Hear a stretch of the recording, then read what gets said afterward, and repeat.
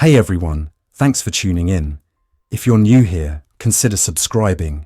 It really helps keep these stories coming. And while you're here, let me know in the comments where you're listening from. Now sit back, relax, and let's get into the story. I built the shelter because I'd already seen what happened to people who waited too long to get serious. My name is Mason Klein. I'm a field service mechanic for agricultural equipment, mostly tractors, combines, and the big sprayers that look like insects when they fold out their booms. I live outside North Platte, Nebraska, and my whole working life has been spent crawling under machines in gravel lots and muddy fields, listening to engines, smelling hydraulic oil, and getting home with grease baked into my hands no matter how hard I scrub. On a normal morning, that late summer Tuesday would have been simple. Coffee, a work order, a drive out to a farm with a tractor that won't hold pressure. But nothing was normal once the videos started showing up everywhere. First in the corners of social media, then on the local news, then on every screen in every waiting room. At first, it looked like a riot. People pushing, screaming, swinging at each other. The captions were always dramatic. Unknown illness, mass panic, city shutdown. I'd seen enough storms and blizzards and bad years to know the pattern. The more people feared, the more they made it worse. I tried to ignore it and focus on work. Then the emergency alerts started. Not just on phones, on the radio, on the old television in the parts department, on the gas station screen above the soda coolers. The kind of alert tone that makes your stomach drop, even if you don't understand why. Shelter in place. Avoid contact. Do not approach aggressive individuals. Law enforcement response delayed. A few counties away, a state trooper shot a man who wouldn't stop coming at him. The official phrasing was careful, like it had been scraped clean of emotion. Subject displayed extreme aggression and did not respond to commands. The comments online were not careful at all. I still didn't believe the worst version of it. I believed there was a sickness, sure. I believed there were people losing their minds. I believed we were watching a collapse of public order. But the word that people typed, zombies, felt like the kind of thing you say when you want to feel brave about something terrifying. That lasted right up until I saw it myself, in the middle of a Kansas highway, on a job I should have never taken. The call came from a customer I'd known for years. A custom harvesting outfit based out of Colby, Kansas.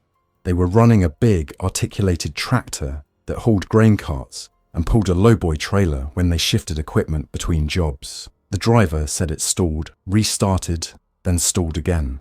Fuel system, he guessed. Could be a sensor, could be algae in the tank if they got a bad batch. He sounded stressed in the way people get when they're trying to keep their voice level. My boss wanted me to go. It's a good account, he said.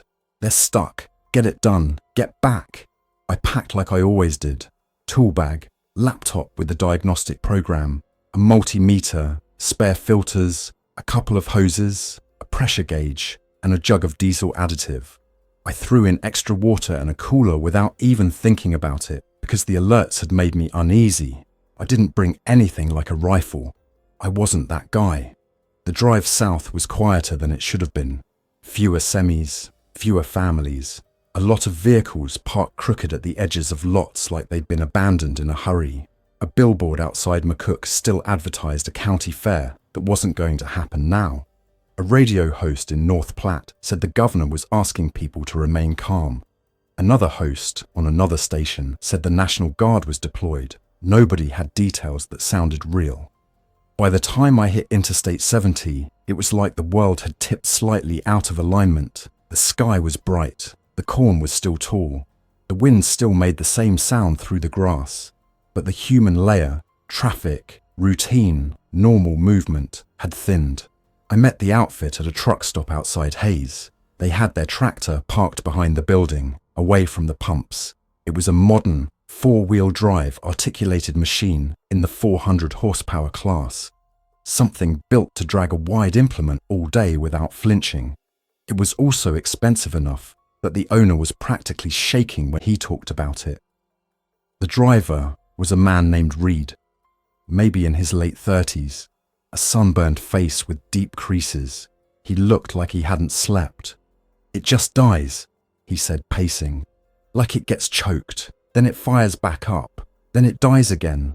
We can't stay here. You heard what's happening." I nodded, trying to act calm. "Let's start with the basics. Fuel filters, lift pump pressure, any codes. We'll see what it tells us." He led me up into the cab. The cab smelled like dust and energy drinks. The seat had a worn spot where his body always sat. I plugged in my laptop, opened the diagnostic program, and started pulling fault codes. A handful popped up, the kind you can get when voltage drops or sensors get confused. Nothing that screamed catastrophic. I asked him, "When did it start?" "After we stopped at a little place east of here," he said. "A guy ran out from behind the building, grabbing at the door, screaming. We drove off. Then it started acting up." I didn't like that detail, but I kept my hands steady. I ran the engine at idle, watched fuel pressure. It dipped. I tapped a filter housing, like the machine could hear me threatening it. "Filters could be clogged," I said. "Could be a restriction in the pickup. Could be microbial growth if the fuel's contaminated. We can change filters first. That's quick." We climbed down. I opened the side panel and put a catch pan under the filter. Diesel dripped down the side of the housing when I spun it loose. That sharp, familiar smell. The fuel looked a little cloudy. Not horrible, but not perfect either. Reed stood close, glancing toward the road every few seconds. "You got a weapon?" he asked me suddenly. I almost laughed, but it came out tight. "No." He looked at me like I told him I didn't have shoes. "You need one." Before I could answer, a scream cut through the air from the front of the truck stop. Not a short yelp, a sustained, panicked sound that made every hair on my arm stand up. Reed's head snapped towards it. Then there were more screams, overlapping, and a crash like someone had run a cart into the glass doors. I froze for half a second, filter in my hands, diesel dripping. Reed grabbed my shoulder hard. "Mason, up, now." We scrambled toward the tractor. I climbed the steps so fast my boot slipped on the metal. Reed launched himself into the cab and hit the starter. The engine cranked, sputtered, then caught with a deep, chesty rumble. Through the windshield, I saw people spilling into the lot, some running, some stumbling. One man in a white shirt sprinted toward the pumps, looking over his shoulder like he was being chased by a dog. Behind him, a figure moved differently, fast, stiff, relentless. It hit the running man like a collision, wrapped its arms around him, and pulled him down. The man's scream changed pitch. I didn't see blood. I didn't need to. The way the attacker moved, how it clung, how it didn't hesitate, was enough to flip something in my head from denial to raw survival. Reed threw the tractor into gear. The machine lurched. The big tires rolled. We swung wide, away from the pumps, away from the crowd. Something slammed against the right side window. I flinched and looked. A woman's face pressed against the glass, eyes wide, mouth open, teeth bared. Her skin was pale and slick with sweat. She didn't look injured. She looked furious, like every thought had been burned down to one command: get in. Her hand scraped across the window, leaving streaks. Reed didn't slow. The tractor's massive tire bumped over something in the lot with a jolt, and the woman vanished from view. My stomach turned. We burst out onto the service road behind the truck stop, and then onto the highway. Reed kept the throttle down. The tractor accelerated like a freight train, slow and unstoppable, the engine climbing into a growl that vibrated through the floor. I looked back through the rear window and saw shapes in the lot, some chasing, some clustering around people who'd fallen. A pickup truck tried to pull out and got blocked by another vehicle that had been left at a strange angle. Someone fired a gun, one sharp crack, and then another. The sound was swallowed by the tractor's engine and the wind. Reed's knuckles were white on the steering wheel. "We're not going back," he said, voice tight. "We're not stopping." I swallowed hard. "Where are we going?" He stared down the highway like it might give him an answer. West, away from cities, away from people.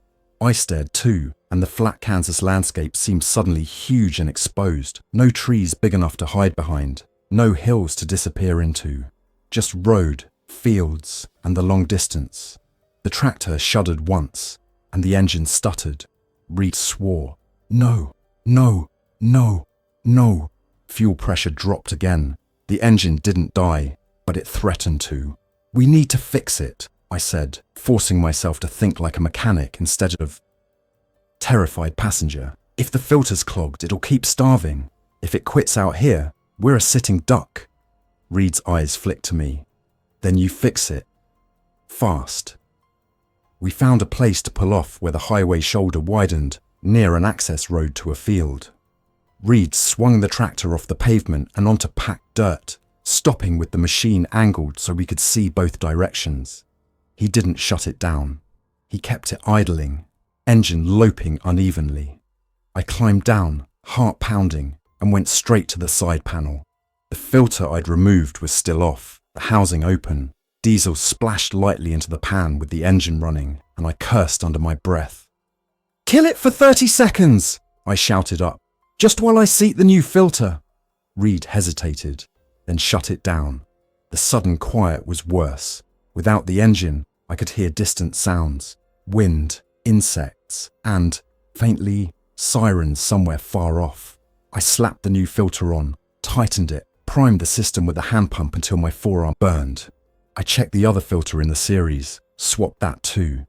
My fingers were slippery with diesel. The smell clung to me. "Start it!" I yelled. Reed hit the starter. The engine caught, stumbled, then steadied. Fuel pressure climbed and held. The uneven loping smoothed into a more confident rhythm. Reed leaned out the window. "Is it good?" "It's better," I said. "But if the tank's contaminated, it'll come back. We need clean fuel and spares." He nodded once, jaw clenched. "Then we're finding a place with fuel and nobody in it." That sentence, "fuel and nobody in it," became our mission. We headed west, away from Hayes, away from anything with a population big enough to have a problem. We stayed on the smaller routes when we could. Reed avoided towns. But the tractor wasn't exactly subtle. It was a big, expensive machine, and now it felt like a lifeboat. We stopped once at a rural co-op, the kind with a couple of grain bins, a shop, and a fuel tank for farmers. The place looked empty. No trucks, no people. The door to the office was open, swinging slightly in the breeze. We approached slow, Reed inching the tractor up while I stood on the steps, scanning. I had a tire iron in my hand because it was the only thing I could grab quickly from the tractor's storage compartment. It felt ridiculous and heavy. The fuel tank had a hose and a manual meter. I climbed down and tried the nozzle. It worked. Diesel flowed into the tractor's tank with a comforting gurgle. The smell was everywhere again. I kept looking around, expecting movement, expecting someone to come out shouting at us. Nobody did. Inside the office, I saw a half-finished cup of coffee on a desk, a calendar with corn harvest dates circled, a radio left on, hissing static. Reed didn't go inside. He watched the road, breathing hard.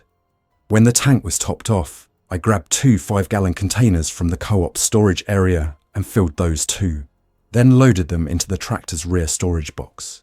I found spare fuel filters on a shelf in the shop, common sizes, the kind you see on a lot of equipment, and took them without guilt. If the world was ending, rules about property were going to be the last thing that mattered. We moved on. The second time we saw them, infected. The thing people were calling zombies. It was on a county road near a cluster of houses. A minivan sat with the driver door open. A man lay on the gravel nearby, not moving. 2 figures crouched over him. Their shoulders jerked in a way that made my stomach twist. Reed slammed the tractor's horn without thinking, the loud blast echoing across the fields. The 2 figures snapped their heads up in perfect, unnatural unison. They stood and started toward us. They ran. Not like sprinters, like bodies driven by something that didn't care about pain or fatigue. Their arms pumped, their feet slapped the gravel. Their faces were blank except for that furious intent. Reed didn't hesitate. He accelerated. The tractor surged forward, and the infected ran straight at it, as if they could win a contest against 40,000 pounds of steel and rubber. One hit the front tire and bounced off, tumbling into the ditch. The other grabbed at the steps, fingers hooking metal, trying to climb. I panicked and swung the tire iron down, not aiming for anything specific, just trying to knock the hands away. The iron connected with a forearm. The infected didn't scream. It didn't flinch like a normal person would. It just re-gripped, pulling itself up. Reed jerked the tractor to the left. The infected lost its hold and fell, rolling under the rear frame. The tractor's back tire passed over it with a heavy bump that I felt through the steps. I didn't look back. I didn't want to see what that meant. Reed's breathing was loud in the cab. "We can't do that again," I said, voice shaky. "If they get into the cab." Reed nodded, eyes hard. "We turn this into a sealed box, like a storm shelter, like an armoured tractor." It was the first time he'd said it out loud, and hearing it made it real. The idea wasn't just drive away, it was live in this machine. We reached eastern Colorado by late afternoon. The sky was wide and blue, the sun starting to angle. We saw smoke columns far to the south, maybe a fire, maybe something worse. We passed a way station that had been abandoned, cones scattered like someone had fled mid-task. We saw a patrol car parked on the shoulder with the doors open and nobody around it. We didn't stop. By evening, the tractor's cab lights glowed warmly as the world outside went dim. Reed drove with a stubborn focus, and I watched the fuel gauge and the road and tried to convince myself we'd find some safe place where this was contained, where someone was handling it, where things would go back. But every time we got a radio signal, it was worse. Reports of aggressive infected individuals in multiple states, hospitals overwhelmed, police advising people not to travel. Then, eventually, the thing that snapped my last thread of hope. A calm voice on a statewide emergency broadcast saying that resources were limited, that response times were extended, that citizens should take steps to protect themselves. That was official language for, "You're on your own." We found an abandoned equipment yard near a small town outside Burlington, Colorado, not in town, on the edge, where farm machines sat behind a chain-link fence. The gate was open. Nobody was there. Reed drove the tractor inside and shut it down. The silence settled in. The yard had a corrugated metal building with a sliding door. We checked it carefully, both of us armed with ridiculous tools, my tire iron and Reed's heavy wrench. The door slid open with a screech that made me wince. Inside were pallets of parts, old tires, drums of hydraulic oil, and most importantly, a workbench with a vise and shelves of hardware. Reed looked around like a man seeing a miracle. "We can work here." We didn't talk about sleeping in a house. We didn't talk about finding a motel. The tractor was the plan now, and the equipment yard was our shipyard. The armoured shelter build started that night. We made a list, because that's how both of our minds worked. Practical, step by step. First, secure the cab. The tractor already had safety glass, but not enough. The weakest points were the door seams and the rear window. Anything that could be pried, smashed or forced. Second, air filtration. If the infection was airborne, which nobody knew, then a sealed cab without filtered air would be a coffin. We needed to be able to shut vents and still breathe. Third, power. The tractor had its own electrical system, but it wasn't designed to run lights and radios and chargers while parked for days. We needed a secondary battery bank and a way to charge it. Fourth, water, food, and sanitation. Living in a cab meant dealing with human needs without stepping outside every hour like an idiot. Fifth, communications and navigation. We needed to know what was happening and where to go without relying on cell towers that might fail. Reed and I worked until our hands shook from fatigue. We scavenged steel sheet from the yard, old implement panels, scrap, whatever was thick enough to matter. We found a welder and a generator in the shop, along with grinders and clamps. The generator had fuel in it. It started after a few pulls, coughing smoke and then settling into a steady thrum. We cut and shaped metal into panels that could bolt onto the tractor's exterior around vulnerable areas. We didn't weld directly to the tractor's cab frame, too much risk of damaging electronics and structural integrity. Instead, we used existing mounting points, making brackets and reinforcement plates. For the windows, we didn't cover them fully. We needed visibility. Instead, we made external guards, steel bars bolted into frames, like heavy-duty security grills, spaced so we could still see, but hands couldn't easily get through. It wasn't perfect, but it was better than bare glass. For the door seams, we added internal reinforcement plates and a secondary latch, something Reed came up with, using a heavy-duty drawer latch from a grain bin access panel. It wasn't elegant, but it held. The air filtration problem was harder. Tractor cabs already have cabin air filters, but those are for dust and pollen, not unknown horrors. We found a stack of higher-grade filters in the shop. Some meant for painting and fume control. We couldn't guarantee anything, but we could improve. We built a crude filter box that could attach over the intake when we were parked, and we added a manual shutoff so we could close the system if something tried to force air in from outside. For power, I went into full mechanic mode. We found 2 deep-cycle marine batteries in a storage cage. Someone probably used them for a backup system. We wired them in parallel with heavy cable, added a fuse block, and mounted a pure sine wave inverter to run small devices. Then we ran a charging line from the tractor's alternator through an isolator so the cab electronics wouldn't drain the starting batteries. It wasn't a perfect recreational vehicle system, but it would keep radios and lights alive. We turned the tractor's rear storage area into a supplies bay. We added straps, hooks, and foam padding to keep things from rattling. We stocked it with water jugs from the equipment yard's break room, canned food from a vending area, and anything else we could find. Work gloves, safety glasses, dust masks, a first aid kit, zip ties, duct tape, and a roll of heavy plastic sheeting. Reed found a small 2-way radio in the office, the kind farmers used to talk between machines. I found a handheld weather radio and an old scanner. We got them working on battery power. We also found paper maps, county road atlases, the kind that still show dirt roads and irrigation canals. I spread them out on the cab floor and traced routes with my finger like a kid planning an adventure, except this adventure had teeth. We slept in the tractor that night, taking turns. One of us in the driver's seat, the other curled on the cab floor with a jacket as a pillow. It was uncomfortable. The cab was not designed for sleeping, but it was enclosed, elevated, and now reinforced. At around 2 a.m., I woke to Reed whispering my name. "Mason!" I sat up, heart racing. "What?" He pointed through the windshield.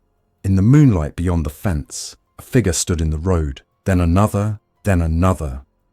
They weren't shambling like movie zombies. They were standing still, heads tilted, as if listening. One started walking toward the fence. Then, like a switch flipped, it ran. It hit the chain-link fence and climbed with frantic strength, hands and feet hooking wire, dragging itself up despite the sharp metal. It dropped into the yard and sprinted toward the tractor. The other figures followed. Reed's hand was already on the ignition. Hold on. The engine roared to life. The tractor's lights snapped on, flooding the yard with harsh white beams. The infected reached the tractor and slammed into the steps, grabbing, climbing, clawing. The window guards rattled as hands scraped across them. Inside the cab, it sounded like a storm of fingernails on metal. Reed put it in gear and drove forward, crushing the distance between us and the open gate. The tractor lurched, and the infected clinging to the steps lost their grip and fell away. One kept hold longer than it should have, face pressed close to the glass, eyes wild. I stared at it and felt something cold in my chest, not just fear, rage. How dare this thing exist? Reed swung the tractor out of the yard and onto the road, engine bellowing, tires spitting gravel. In the rear camera screen, I saw infected tumbling in our wake, getting up and sprinting again like they didn't feel impact. Reed drove for miles before he slowed. We pulled off onto a dirt access road that led to a fallow field, and Reed shut the tractor down. His hands were shaking.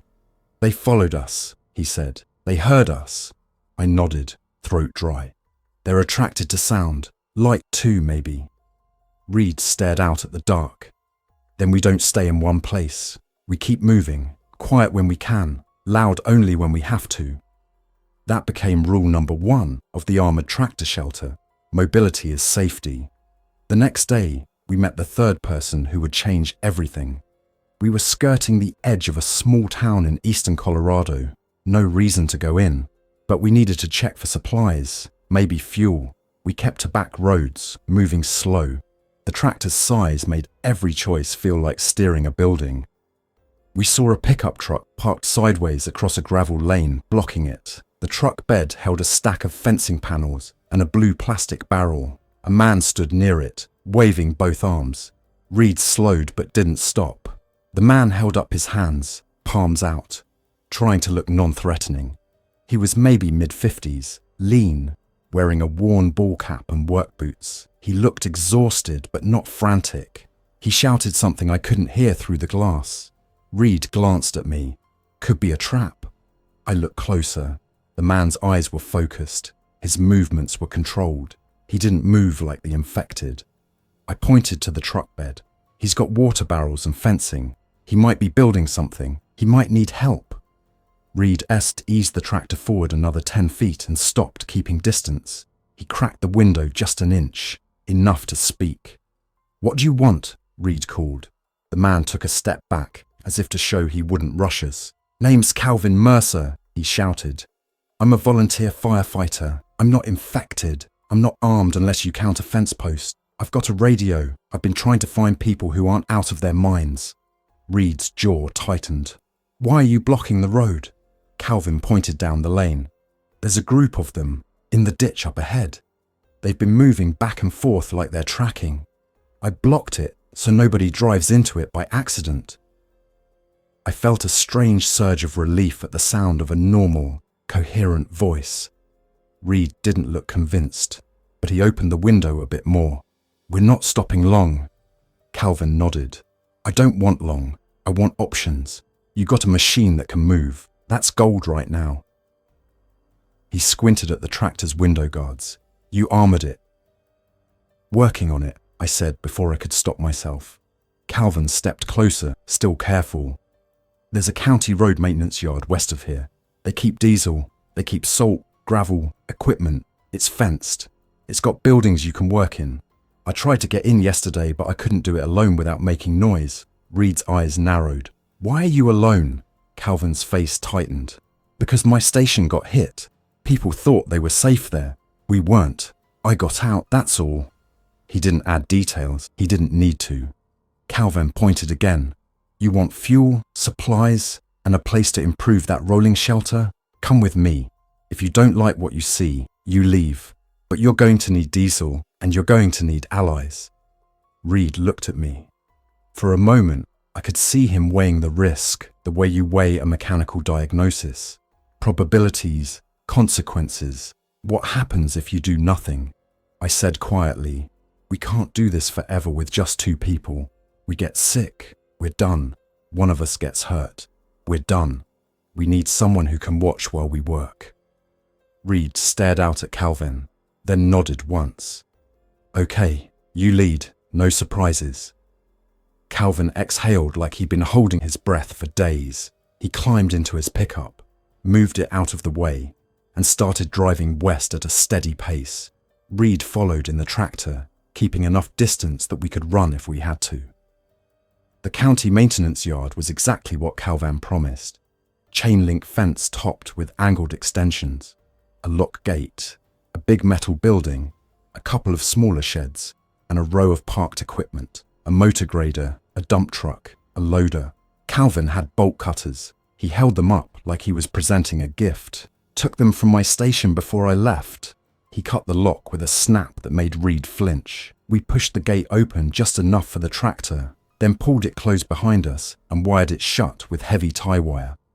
For the first time in days, I felt like we weren't exposed on all sides. Inside the big building, We found a fuel tank with a hose and a meter. Diesel, clean diesel. We topped off the tractor and filled every container we had. We found more filters, oil, coolant, grease, and tools. We also found something else. A small office with a cot, blankets, and a logbook with notes from the last worker who'd been there. The last entry was 3 days old. It said in shaky handwriting, "Saw people on the highway. Not normal. Going home." He never came back. We spent the next 2 days turning the tractor from reinforced vehicle into mobile shelter. Calvan helped in ways I didn't expect. He wasn't a mechanic, but he was good with his hands, good with improvisation. He'd worked on fires, rescues, storms. He knew how to think under pressure. We added more armor panels on the tractor's sides where hands had reached. We reinforced the steps and built a removable metal shield that could cover the lower access when we were parked, like a barricade that turned the steps into a smooth wall. We improved the window guards, adding an angled lip so fingers couldn't hook easily. We created a roof hatch system, not cutting into the cab, but building a small escape platform using the tractor's existing access points, so if the doors were blocked, we could climb out onto the roof and drop to the ground on the far side using a rope ladder. We built storage inside the cab, netting for food, a mounted fire extinguisher, a small water container with a spigot, and a sanitation setup that I won't romanticize. Just a sealed bucket system with heavy bags and odor control supplies scavenged from the maintenance building. We mounted a small dash camera facing forward and another facing rear, so we could monitor without always turning lights on. Calvan also brought up a hard truth. If this goes long, people will be as dangerous as the infected. Reed didn't argue. That night, Calvan tuned the scanner while I ate canned stew cold from the can. The radio crackled with fragments of the world dying, reports from Denver about evacuations. A clipped voice from a state patrol warning that highways were blocked. Another voice, farther away, talking about quarantine zones. Then we heard something that made all three of us go still. A broadcast from a local sheriff's office, repeating on a loop, "If you are hearing this, do not come to the courthouse. The building is compromised. Repeat, do not come to the courthouse." Calvan stared at the radio like it had insulted him. Reed spoke quietly. "So there's no safe center." I swallowed. "Then we make our own." On the third day, the maintenance yard got tested. It started with a noise outside the fence, metal clinking, like something brushing chain link. I looked at Reed. Reed looked at Calvan. None of us moved fast, because sudden movement was how you made mistakes. Reed shut off the generator. The building fell into silence, except for our breathing. We listened. A low moan drifted through the air, faint but unmistakable. Not a normal human sound, more like a throat trying to produce speech and failing. Calvan's jaw tightened. He whispered, "They wander, they cluster, they follow noise, but sometimes they just show up." We edged to the building's side door and peered through a crack. Outside, 3 infected stood near the fence. One was tangled in the wire, arms hooked, pulling and pulling like it couldn't understand why the fence wouldn't open. The other 2 paced, jerky and restless. Then one turned its head, as if it had heard something inside. It rushed the fence, shaking it. The chain link rattled loudly. More shapes appeared at the far end of the yard. 5, then 7, then a dozen, drawn by the sound like moths to a porch light. Reed whispered, "We can't let them breach." Calvan nodded. "If the fence goes, we leave, but we don't leave slow." We didn't have to make a heroic stand. We had better plan. The armored tractor was built for exactly this. Reed climbed into the cab. I climbed in behind him. Calvan followed, slamming the door. Reed started the engine, and the tractor's rumble filled the building. The infected outside reacted instantly. Heads snapped up, bodies pivoted. They ran toward the sound. Reed drove the tractor out of the building and into the yard, lights off at first. The infected converged around us, slamming into armor panels, grabbing at guards, hands scraping, teeth snapping at nothing. Inside the cab, It sounded like hail on a metal roof. Reed turned the lights on suddenly, flooding the yard. The infected recoiled for a split second, then surged harder. Reed put the tractor in gear and drove straight for the gate. The tractor hit the wire we'd twisted shut and pushed. The gate bowed and then gave way, one side snapping free. The tractor rolled through, tearing the gate open like it was paper. The infected spilled after us, clambering through the gap, some getting tangled, others slipping past. Didn't stop. He drove onto the county road and accelerated, the tractor's tires chewing gravel. We left the maintenance yard behind, along with everything we couldn't carry. Fuel we'd already taken, tools we'd already loaded. The rest didn't matter. The shelter mattered. We drove until we found open land again. Miles of fields, a drainage ditch, a stand of trees near a dry creek. Reed guided the tractor off the road and into the field, leaving no clear track on pavement.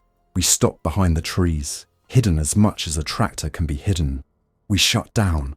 The silence returned, heavy and real. Calvin leaned back in the passenger seat and let out a shaky breath. It's spreading faster than anyone can contain. Reed stared straight ahead. Then we don't contain it. We outlast it. I looked around the cab. Our tools, our water, our makeshift bedding. The armor bolted to the outside like a second skin. I realized something that felt both insane and oddly comforting.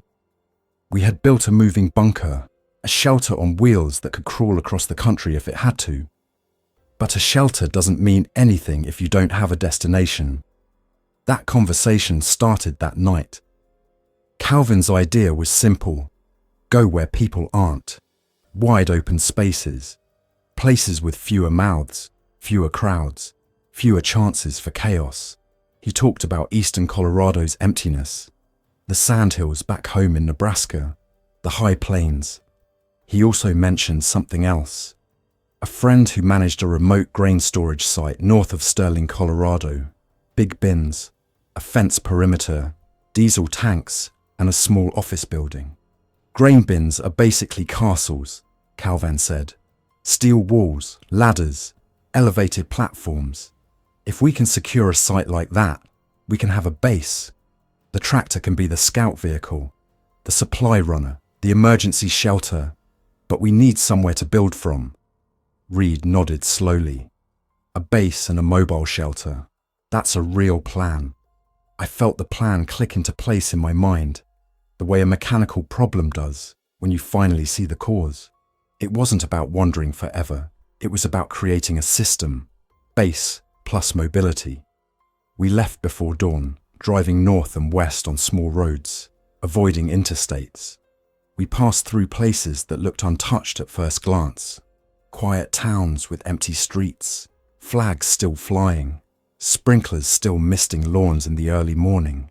But every time we saw evidence of hurried departure, cars abandoned at odd angles, doors left open, a bicycle lying in a ditch, it reminded me that the quiet wasn't peace, it was absence.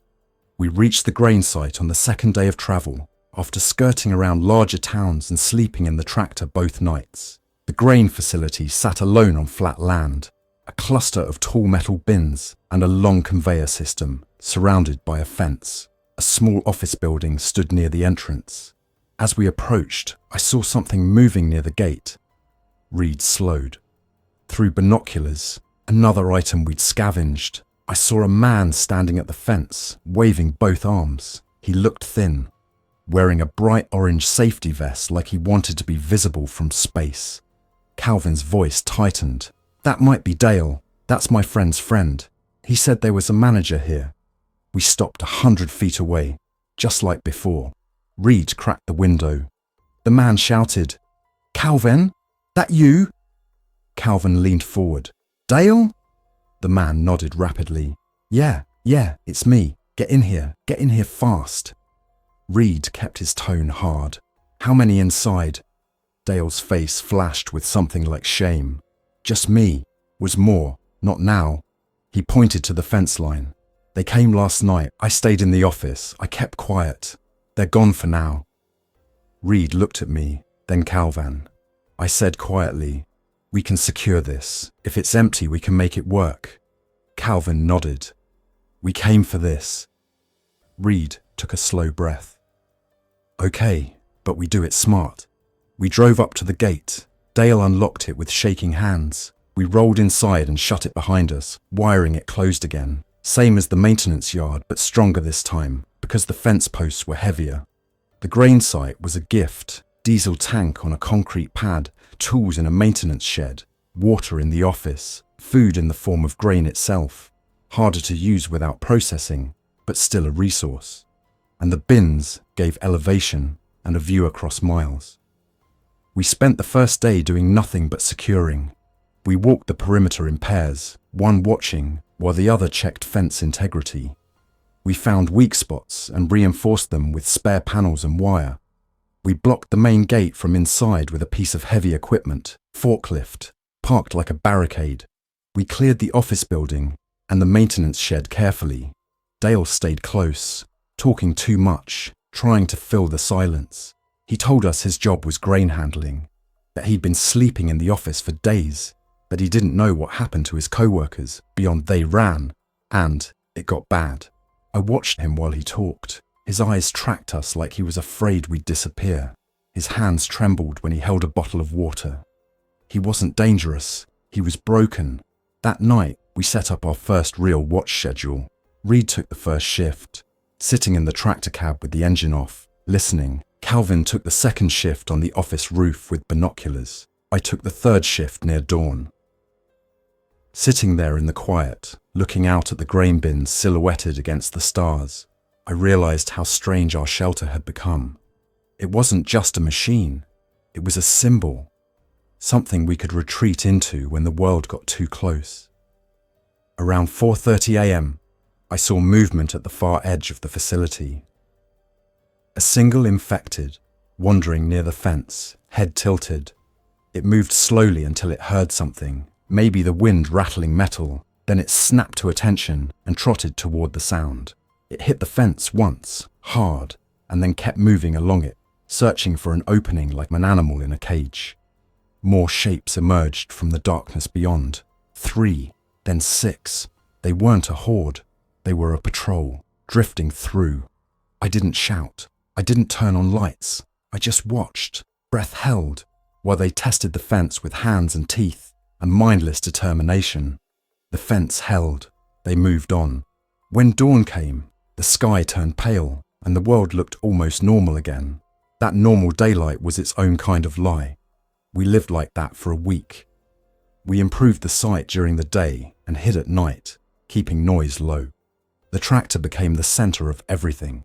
We used it to move equipment, to haul supplies, to patrol the perimeter from inside safety. We also kept building the tractor shelter because I couldn't stop myself. Mechanics don't stop improving a system once they see it working. We added more storage, mounted a small interior light that could run off the auxiliary batteries without draining the tractor's main system. We built a fold-down sleeping platform using heavy plywood and brackets so one person could sleep off the floor. We installed a small fan and a vent system that could circulate air through the filter box when we were parked. We created a quiet mode routine. Radios low, lights dim, no generator at night. If we had to use the engine, we did it briefly, then shut down. Calvin set up a signal plan with handheld radios for when we were outside and the tractor was inside the fence. We used simple phrases, no codes that could confuse. Fence line, gate, office, tractor, plain language only. Dale started helping more. He knew the grain facility equipment, which mattered. He showed us how the conveyors worked, where the emergency shutoffs were, how to access the maintenance panels. He even laughed once, a quick startled sound like he'd forgotten how. Then, on the 8th day, we heard the first human voices outside the fence. Not infected moans, not screams, voices calling out. "Hello? Anyone in there?" Reed and I were in the tractor cab. Calvin was on the office roof. Dale was inside the office, pacing. Reed's face hardened. "Stay quiet." Calvin's radio crackled softly. 3 people, 2 adults, 1 teenager. They looked tired, not acting infected. Reed stared at the fence through the windshield. People are risk. I felt my chest tighten. People are also help. Reed didn't answer. The voices called again. We have a child, please. Calvin came down from the roof and joined us by the tractor. He looked conflicted, which told me he'd already decided this mattered. We can't just ignore them, Calvin said. They'll try the fence. If we don't answer, they'll make noise. That attracts them. Reed's jaw worked. We don't open the gate. I didn't say open, Calvin replied, but we can talk. Reed finally nodded once. Talk, from behind cover. We approached the fence line with the tractor idling behind us, like a backup plan with wheels.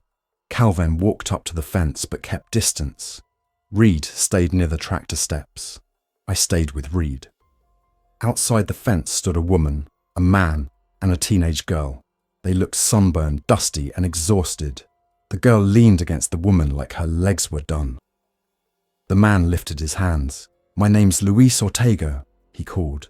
This is my wife, Maribel. This is my daughter, Sophia. We've been walking. We saw the bins. We saw the fence. Maribel's voice cracked. We don't want trouble. We just need water and somewhere to rest for a minute. Reed didn't move. Calvin spoke steadily. Any bites? Any contact? Luis shook his head fast. No, we stayed away. We ran. We hid. We didn't let anyone near us. Sophia looked up, eyes hollow with fatigue. Please, she whispered, and the word hit me harder than any scream had. Reed muttered under his breath. This is how it starts. I understood his fear. Let people in, and you invite chaos. Let people in, and you might invite infection. Let people in, and you might invite someone who wants what you have.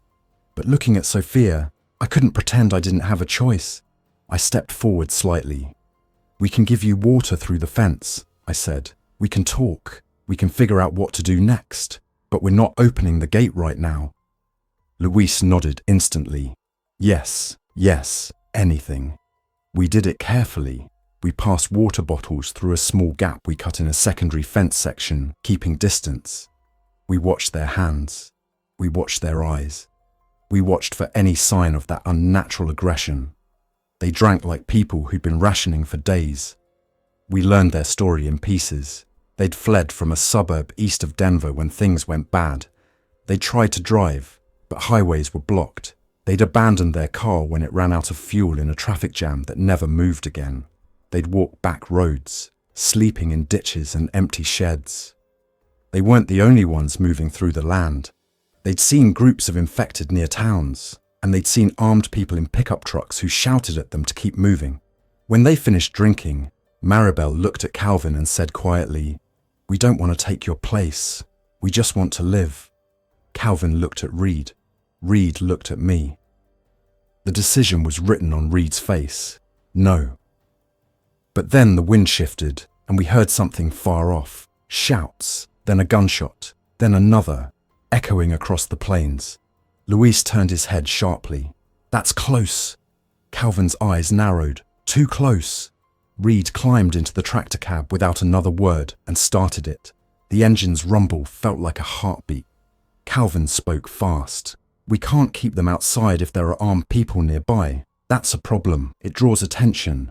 It becomes a fight at our fence." Reed's voice came through the slightly open window. "We still don't open the gate." I felt the pressure of time tightening like a vice. Whatever was happening out there was moving toward us. I looked at the fence, at the family, at Reed, at Calvin. Then the plan that fit our reality snapped into place. "We don't have to open the gate," I said. "We have an armored shelter." Calvin stared at me. "You mean?" I nodded. "We can take them with us in the tractor, not inside the facility. The tractor is controlled, sealed. We can move them somewhere else, or we can use the tractor as a quarantine space until we're sure." Reed's eyes flashed. He didn't like it, but he didn't reject it immediately, which meant he was listening. Calvin turned to Luis. "Can you run? Can you move fast?" Luis nodded. "Yes." Maribel pulled Sophia closer. "She's tired, but she can move." Reed spoke, clipped. If we do this, it's fast. You do exactly what we say. No sudden moves. If you're infected, you don't get in. Louise swallowed. We're not. Reed opened the tractor door and pointed to the steps. One at a time, hands visible, climb, sit on the floor, don't touch anything. They moved like people who understood how thin trust was. Louise first, then Maribel, then Sophia, who struggled on the steps until Louise helped her. The cab became crowded instantly. Our world shrank to glass, steel, and human breathing. Reed shut the door and latched it. The secondary latch clicked. The tractor became a sealed box again. Calvin climbed in last, face tight. We're leaving the site. Reed's eyes were hard. Not forever, just until we see what's coming. We drove the tractor to the far side of the facility and parked behind the biggest bins, out of line of sight from the main road. We shut down and went into quiet mode. No lights, no generator, radios low. Outside, the planes waited. Inside, Louise and Maribel held their daughter and tried not to cry. And me? I sat there in the armoured tractor shelter we'd built with our own hands, listening to distant chaos roll closer, and I finally understood the real reason I'd chosen a tractor. A tractor is made to keep working when everything else gets stuck. Mud, snow, broken roads, dead batteries, bad fuel. You fight through it. You keep moving. You pull the world behind you if you have to. Now we were pulling ourselves through the end of the old world. About an hour later, Calvin hissed softly and pointed through the windshield. 2 pickup trucks rolled down the gravel road outside the fence line. They moved slow, scanning. One had a light bar on top like a work truck. The other had a homemade look, gear in the bed, a tarp flapping, something long and dark propped near the cab. They stopped at the fence. A man got out, walked up to the gate and tested it. It didn't budge. He rattled it harder. Another man shouted, "Anybody in there?" Reed didn't move. None of us did. The men talked outside, voices carrying faintly through the cab's insulation. "Fence is wired. Check the office. Could be stocked, could be fuel." They moved along the fence, trying to find a weak point. Louise's breathing went shallow. Maribel covered Sophia's mouth gently like she was afraid even a whimper would escape. I felt a cold anger in my chest again. Not infected this time. People. The kind who saw a fence and thought, what can I take? The men outside found the spot where the gate had been reinforced. One pointed. Another went back to the truck and returned with tools. Calvin's eyes met mine. He whispered, "They're going to breach." Reed whispered back, "Not if we stop them." I stared at Reed. "How?" Reed's eyes flicked to the tractor controls. "We don't have to fight them. We can scare them. We can make them leave." Calvin frowned. "Noise brings infected." Reed nodded. "Then we use that." It was brutal logic, but it was logic. Sound attracts infected. Sound is a weapon, even if you don't fire a shot. Reed started the tractor. The engine's roar rolled across the grain site like thunder. Outside, the men froze, heads snapping toward the sound. They turned, trying to locate it. Reed turned on the tractor's lights. The beams cut between the bins, flashing across the fence line. Then Reed drove.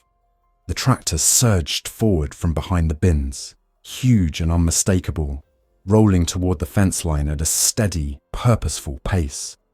The men outside backed up automatically.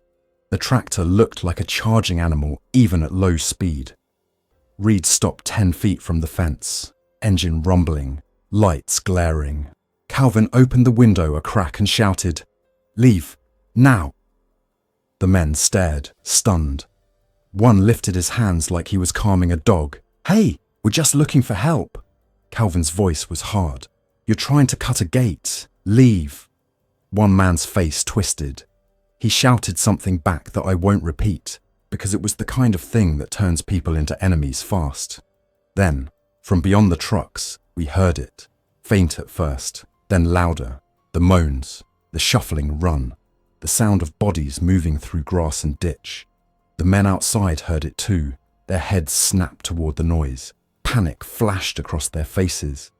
Reed kept the tractor idling, unblinking, like a guard tower on wheels. The men scrambled back into their trucks, tires spun gravel, engines revved. They roared away down the road, leaving dust hanging in the air.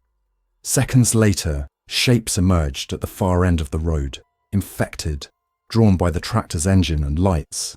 They ran toward the fence, slamming into it, grabbing, climbing, rattling the metal. The fence held.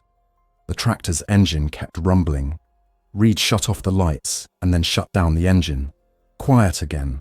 The infected pressed at the fence for a while, then wandered, confused without sound to guide them. Eventually they drifted away, following some other noise out in the wide land.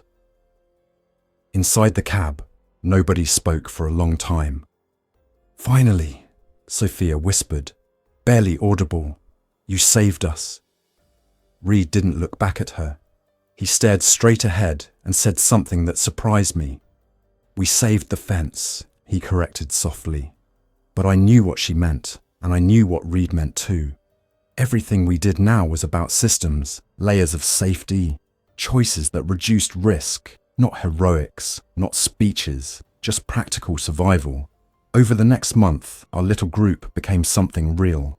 We kept the grain site as a base, but we used the armoured tractor as our lifeboat whenever we had to move, scout, or pull back. We learned the patterns of the infected. They were drawn to sound and light. They wandered until something triggered them, and they would cluster if something kept feeding their attention. We learned the patterns of people too. Most were scared and desperate. Some were kind, and a few were predators. Luis turned out to be an electrician for commercial buildings. That skill became priceless. He improved our wiring, made our battery setup safer, created a more efficient charging system using parts we scavenged from other equipment. Maribel was a nurse, not a surgeon, not an emergency specialist, just a nurse who knew how to keep people alive in the quiet ways that matter, cleaning wounds, preventing infection, keeping hydration and morale from collapsing. She organized our supplies like a small clinic. She became the reason our injuries didn't become disasters. Sophia, despite being exhausted at first, grew stronger in a way that made my chest ache. She started helping Calvin on watch. She learned how to read maps with me. She learned the routine of quiet nights and purposeful days. Dale, still fragile, found his place too. He knew grain, fuel management, and the layout of these rural facilities. He maintained the bins, kept track of supplies, and most importantly, he stopped being alone. Calvin became our anchor. He had the kind of calm that didn't pretend things were fine. He acknowledged fear and then moved anyway. He organized drills. What to do if the fence breached, what to do if someone got separated, what to do if we had to abandon the site with only what we could load in the tractor. Reed stayed Reed. Hard, focused, cautious, but I saw changes in him. Small ones. The way he let Sophia sit in the driver's seat sometimes when the tractor was off, letting her feel like she had control of something in a world that had stolen control from everyone. The way he didn't argue when Maribel insisted on rest rotations. The way he started calling the tractor home without realizing it. And me? I kept building. I reinforced the tractor's roof with a thin layer of steel mesh that could deflect debris if something fell. I added a small external storage rack for tools. I improved the cabin's insulation with foam panels scavenged from a refrigerated trailer, reducing heat loss at night and heat gain during the day. I built a simple periscope-style viewing tube using a mirrored device from old machinery parts so we could look out from a lower profile when parked. I added reflective strips that could be covered, allowing us to be visible when we wanted and invisible when we didn't. We even found, in a rural hardware store we raided carefully during a daylight run, a box of heavy-duty air filters meant for industrial use. Luis and I modified the filter box again, improving airflow without sacrificing filtration. It still wasn't a perfect seal. Nothing was perfect, but it was better, and better was the only direction that mattered. The biggest test came in mid-October, when the temperature dropped at night and the wind started to bite. We heard it on the scanner first. A large movement of infected near a small town west of us, drawn by a fire that had burned uncontrolled. Fire meant smoke, and smoke meant people. People meant noise. Noise meant infected. We didn't know if the infected were migrating or just clustering, but Calvin made the call. "We can't be here if a wave drifts this way," he said. "The fence will hold a dozen. It won't hold 100. Reed nodded. "We go before we're forced." Luis looked sick at the thought of leaving a base we'd built. Maribel held Sophia's hand. Dale looked like he might cry again. I looked at the tractor and felt a grim sense of readiness. This was why we built it this way. Not to avoid every danger, but to have an exit plan that didn't involve running on foot. We loaded everything we could. Food, water, medical supplies, tools, spare filters, spare batteries, radios, maps. We drained the diesel tank at the grain site into containers and filled the tractor to the brim. Then we left. We drove north, aiming for open land and smaller facilities. Another grain site, another fenced yard, anything with distance from towns. The tractor moved steadily, engine humming, our world contained in its reinforced shell. Late in the afternoon, we saw them. A line of infected crossing a field in the distance, moving like a broken herd, not sprinting, not wandering, moving with purpose towards something we couldn't see. Calvin watched through binoculars. "That's a lot." Reed's voice was tight. "We don't go near." We angled away, taking a dirt road that ran along an irrigation canal. The tractor's tires handled the uneven ground without complaint. But then, ahead, the road was blocked by abandoned vehicles. A tangle of cars and a delivery van, doors open, as if someone had tried to barricade and failed. Reed slowed. Calvin scanned the vehicles. No movement. Luis whispered, "We can't fit through." Reed's jaw clenched. He looked left at the canal, right at a field, then back at the blockade. I said quietly, "We can push." Reed stared at me. I kept my voice steady. "The tractor can move cars, not fast, but it can. We push them aside enough to pass, then we keep going." Calvin frowned. "Noise." I nodded. "But if we stay here, we're trapped, and trapped is worse." Reed made the decision like he always did. Quick, final. "Okay," he said. "Everyone quiet. Lights off. We do it once." He eased the tractor forward until the front weight bracket touched the first car. A sedan with a crumpled hood. Reed applied steady throttle. The tractor pushed, tires gripping, engine deepening. The sedan slid sideways with a screech of metal on gravel. The sound echoed across the canal. It wasn't long before we heard the answer. Moans, then running. From the far side of the field, infected turned toward us like iron filings toward a magnet. Reed pushed faster, shoving the sedan aside, then nudging the next vehicle. The tractor's strength was unquestionable, but physics was still physics. It took time. The infected closed the distance. Sophia whispered something under her breath like a prayer. Maribel held her tighter. Luis stared out the window, face pale. Calvin's hand hovered near the radio but didn't touch it. Noise would only worsen it. Reed shoved the delivery van enough to create a gap. "Now," he said, voice low and fierce. He drove the tractor through the gap, metal scraping, mirrors nearly catching. The tractor squeezed through like a ship through a narrow channel. We burst onto the open road beyond, and Reed finally turned the lights on and accelerated. The infected reached the blockade and slammed into the vehicles, climbing over them, some getting tangled, others spilling through. But the tractor was already moving, gaining distance. For the next 15 minutes, we drove without speaking, watching the rear camera. Infected ran after us for a while, then fell behind, their relentless energy eventually losing to the tractor's steady pace and the sheer distance. When the rear camera finally showed only empty road, I felt my body sag with relief. Reed didn't slow. "We don't stop until dark," he said.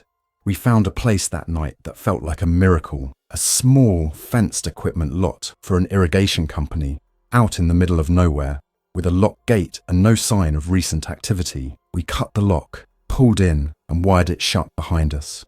We parked the tractor inside, shut down, and sat in the quiet. The armored tractor shelter had done what we built it to do. It had carried us through panic, through predators, through infected, through blockades. It had given us options when the world tried to corner us. As I lay on the narrow sleeping platform we'd built, listening to the wind rattle the fence, I thought about my old life. Work orders, routine. The assumption that systems would keep running because people kept them running. Now the only system that mattered was the one we built ourselves. Steel plates, filters, batteries, discipline, allies, quiet. I didn't know if the world would ever recover. I didn't know if this was weeks or months or years. But I knew this, as long as that tractor could start. As long as it had diesel and tires and a driver with steady hands. We had a moving shelter that could outrun the worst days and find the next safe patch of ground. And in a world where the old rules were gone, that was the closest thing to hope I'd found. Because hope wasn't a speech or a miracle. Hope was an armored tractor rolling through the plains at 3:17 p.m, engine steady, carrying 6 people who refused to give up toward a horizon that still existed even if the world behind them didn't. Thanks for listening. If you enjoyed this story, don't forget to like and subscribe. Your support keeps these creepypastas coming. Until next time, stay alert, stay safe, and never ignore the feeling that something is watching.